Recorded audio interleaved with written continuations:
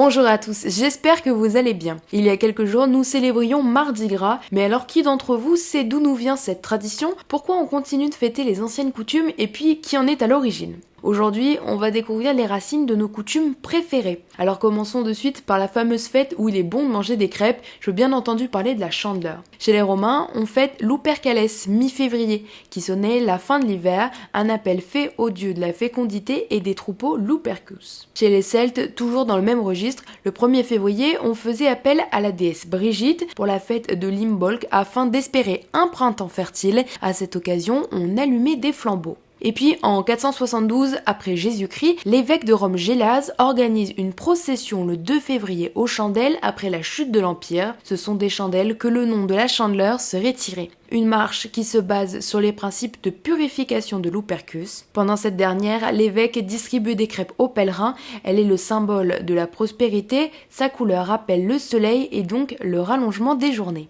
Chez les chrétiens d'Orient, on retient cette date car le 2 février serait la date de présentation de Jésus-Christ au temple, événement décrit par le Nouveau Testament. L'Église catholique a appliqué donc partout en Europe cette tradition. Voilà pourquoi, au début du mois, nous mangions des crêpes. Qu'en est-il d'une des fêtes la plus célébrée au monde, Noël? On a coutume de croire que l'on fête la naissance de Jésus-Christ. En réalité, bien avant la naissance du Nazaréen, pendant la Rome antique, on célébrait déjà une cérémonie, les Saturnales, qui se passait du 17 au 24 décembre. Ils célébraient la fin de l'année et vouaient un culte au dieu de la fertilité. Déjà à l'époque, on s'offrait des petits cadeaux comme des figurines en terre cuite. Plus tard, en moins 45 avant Jésus-Christ, Jules César décide de mettre fin au calendrier lunaire pour le calendrier solaire, amenant alors le solstice d'hiver au 25 décembre, une erreur qui a permis la fête de la nativité de voir le jour. Ce n'est qu'en 354 après Jésus-Christ que le pape Libère décide de fixer la date de naissance du Christ au 25 décembre, bien que ce ne soit pas vraiment une certitude.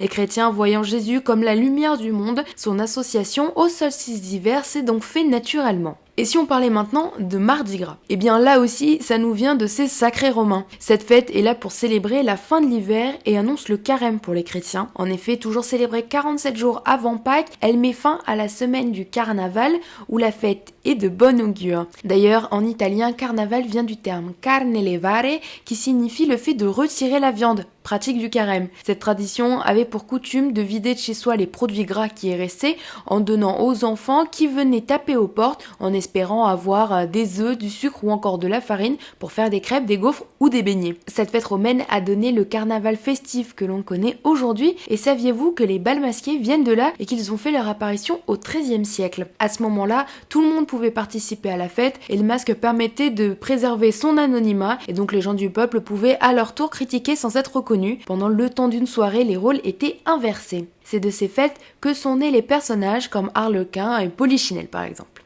Dans le monde aussi, on célèbre Mardi Gras. En Russie, c'est la fête des crêpes. En Estonie, c'est une journée en famille ou entre amis où on fait de la luge et on finit la journée en buvant une soupe de pois au jambon. Pour les pays anciennement colonisés par l'Angleterre, comme l'Australie ou l'Afrique du Sud, on fête ce jour en lui donnant le nom du Mardi du Pancakes, une journée sous le symbole de la générosité.